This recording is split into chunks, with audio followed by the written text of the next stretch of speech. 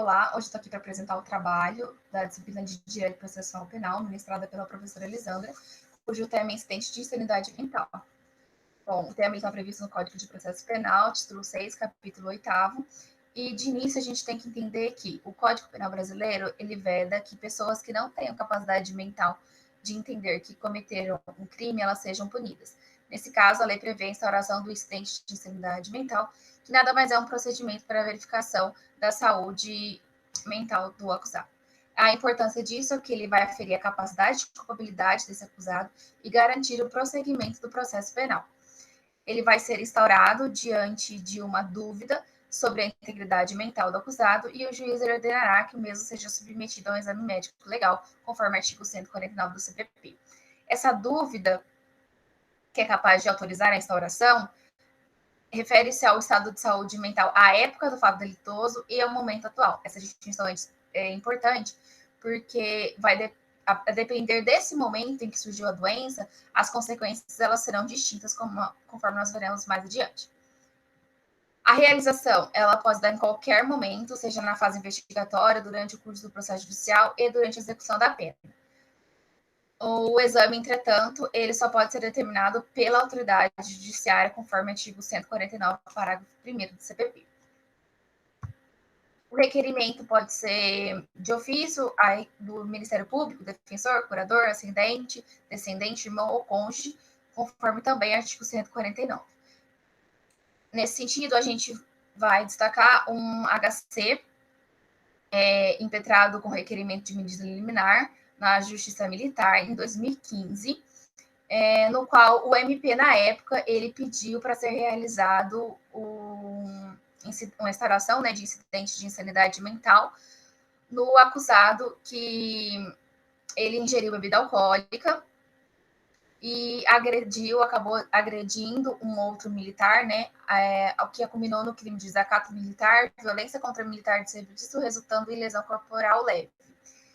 Só que, o que aconteceu? Esse pedido ocorreu em 2016, 3 anos depois, e aí o impetrante, ele alegou que esse pedido estava errôneo, né, pois os vestígios já foram desaparecidos e o paciente ele já estava em completo desenvolvimento mental e não precisaria ser submetido a esse exame quanto à sua sanidade. A decisão foi no sentido de conceder a presente ordem de habeas corpus para o paciente não ser obrigado a se submeter ao exame. Salvo nesse caso, né, em que ocorreu uma ilegalidade, o acusado ele não pode se negar a submeter ao exame médico legal, visto que é necessário para a persecução penal a análise do seu estado de saúde mental. Isso não viola um direito, é importante destacar que isso não viola o direito de não produzir prova contra si mesmo, né? Um direito constitucional, pois não se exige do acusado qualquer comportamento ativo. Quanto ao procedimento, depois de instaurado o incidente de insanidade, tem-se início a fase procedimental. Essa consiste na verificação, por meio de uma perícia médica, da saúde mental do réu em processo penal. Essa realização de exame, ela vai ser determinada nos autos do processo principal, mas ela vai tramitar em autos apartados, conforme o artigo 153. Deve ser determinado um curador, né? O juiz deve determinar um curador, podendo ser tanto defensor constituído ou nomeado. Caso contrário, o processo ele poderá ser nulo. O prazo para a realização da perícia, ela deve ser de 45 dias. Mas nem sempre isso acontece, né? E, diante disso, a gente pode demonstrar esse recurso de habeas corpus 131.909 do Maranhão, em que um acusado de furto noturno com destruição de objeto foi preso em flagrante em dezembro de 2019, e até o momento em que foi deferido a liminar, ele se encontrava preso, já tinha cumprido 1/4 da sua pena e ficou comprovada a existência de constrangimento ilegal que justificava o relaxamento da sua prisão. E essa foi a decisão. Deu provimento ao recurso ordinário para determinar a soltura do recorrente por conta dessa violação ao princípio da duração razoável do processo. Bom, a pessoa que irá realizar o exame está previsto no artigo 159, né? E uma exceção, quando não houver um perito oficial, está previsto no parágrafo 1º. A respeito da realização do exame, se o acusado estiver preso, será internado em um manicômio judiciário, onde houver, ou se tiver sido solto, e o requerente, os peritos, estabelecimento adequado que o juiz estabelecer. Nem sempre nesses requisitos são atendidos devido à ausência de recurso e assim pode-se determinar a desnecessidade da transferência do preso para esse estabelecimento. Entretanto, para o réu solto, o exame ele fica a cargo do IML, mas caso a agente esteja muito ocupada, pode ser nomeado um perito particular pelo magistrado.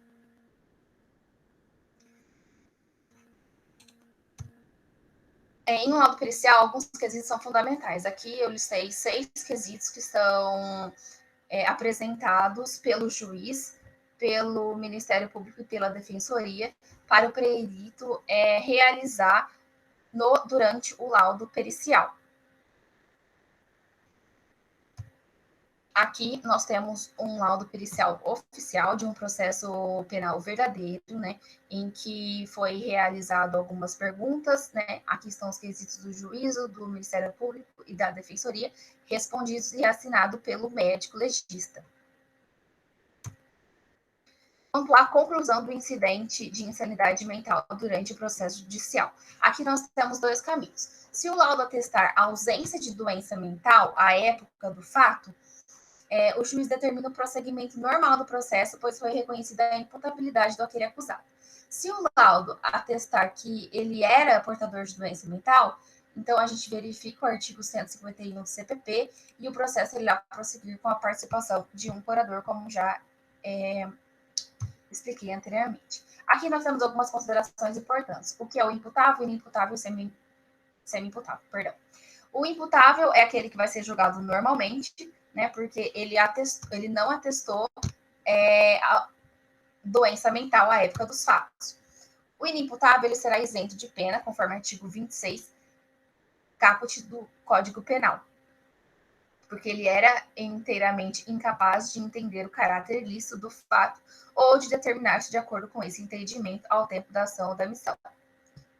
O semi-imputável, se ficar que ele também era inteiramente incapaz, para ele vai ter duas medidas. Ele poderá ser condenado, mas sua pena será reduzida de 1 a 2/3, nos termos do parágrafo único do artigo 26 do Código Penal, ou ele poderá receber medida de segurança se ficar comprovado que necessita de especial tratamento curativo, conforme artigo 98 do CP. Aqui eu fiz um lembrete do que é a medida de segurança, né, conforme o Kleber Masson e Norberto Avena. As espécies de medida de segurança, segundo o artigo 96 do Código Penal, elas podem ser a internação e o tratamento ambulatorial. Realizei um quadro aqui para distinguir cada uma delas, e a internação ela é chamada também de detentiva, por conta que representa uma forma de privação de liberdade. Já o tratamento ambulatorial é chamado de restritiva, porque o agente ele permanece livre, mas tem uma restrição em seu direito, né? Qual seja a obrigação de se submeter ao tratamento. E quais são os critérios, né, para escolher essa medida cabível? Se o agente praticou o fato punido com reclusão, ele vai receber obrigatoriamente a medida de internação. Se foi detenção, então o juiz ele poderá escolher entre a internação ou o tratamento ambulatorial. Quanto ao prazo de duração da medida de segurança, artigo 97, parágrafo 1º, ele afirma que a medida será aplicada por tempo indeterminado e que deverá ser mantida enquanto o indivíduo for considerado perigoso. Assim, a gente observa que essa medida de segurança, ela poderia durar a vida inteira do acusado, né? Já que enquanto não ficasse comprovado que ele cessou a periculosidade, ele ainda teria que permanecer internado ou em tratamento ambulatorial. Aqui nós fizemos um questionamento sobre a leitura desse parágrafo 1º. Ele é compatível com a Constituição Federal? Não, né? o prazo de cumprimento da medida de segurança ele não pode ser limitado. Isso porque, conforme vimos acima, a medida de segurança é uma espécie de sanção penal e a CF ela afirmou expressamente que em nosso ordenamento jurídico não pode haver penas de caráter perpétuo. Desse modo, então, atualmente, tanto o STJ quanto o STF afirmaram que existe sim prazo máximo de duração das medidas de segurança, porque essas possuem caráter punitivo. Destaca aqui na posição do STJ a súmula 527, que diz que o tempo de duração da medida de segurança não deve ultrapassar o limite máximo da pena abstratamente combinado ao delito praticado. A conclusão do STJ é baseada nos princípios da isonomia e da proporcionalidade e não se pode tratar de formas mais gravosas, o infrator inimputável quando comparado ao imputável, né? Quanto à conclusão durante o inquérito policial, instaurou e concluiu o incidente durante o curso do IP. Se atestar a plena capacidade mental à época do crime no momento atual, inquérito encaminhado ao MP. Se atestar a existência de doença mental à época do crime, a gente está se tratando de um investigado imputável em uma conduta típica e ilícita, então o MP vai oferecer denúncia e pugna pela absolvição com aplicação de medida de segurança. Se concluir que a doença é superveniente à infração penal, diante de uma conduta típica ilícita, o MP oferece denúncia e o juiz determina a suspensão do processo até o restabelecimento do acusado, conforme artigo 152 do CPP. Conclusão durante a execução penal. A doença, isso ocorre quando a doença mental ela se instaura durante o cumprimento da pena. Isso está previsto tanto no artigo 154 do CPP quanto no artigo 682. Já na LEP, ele está previsto no artigo 183, que fala que quando o acusado ele sobrevier de doença mental no curso da execução, o juiz ele vai determinar de ofício ou a requerimento do Ministério Público da Defensoria a substituição da pena por medida de segurança. Nós fizemos uma observação aqui porque a doutrina ela vai dizer que existe outras possibilidades de substituição de pena. E aí a gente tem que analisar se essa doença ela vai ser transitória ou se ela vai ser de caráter duradouro ou permanente. Se for transitória, aplica-se artigo 41 do CPP. Não há substituição da pena imposta e o condenado ele vai ser atendido no hospital e com a devida recuperação volta ao estabelecimento prisional que estava cumprindo a pena. Se for o caso de doença permanente ou duradoura, a pena privativa deve ser convertida em medida de segurança, como eu já disse, né? Previsto no artigo 183. Mas, se o agente se recuperar e a sua periculosidade for cessada antes do tempo correspondente à pena combinada, ele deverá ser desinternado ou liberado condicionalmente. Entretanto, se ele não se recuperou, a medida de segurança deverá continuar apenas durante o prazo restante da pena imposta na sentença condenatória.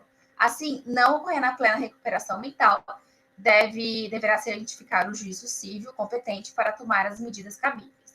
Já temos decisão nesse sentido, a qual podemos observar o HC 130-162 de SP, em que essa decisão de agosto de 2012, um pouco antiga, mas ainda válida, nesse julgamento, a sexta turma do STJ decidiu que, neste caso em que ocorre a doença mental no curso de execução da pena, a medida de segurança se limita ao término da pena estabelecida.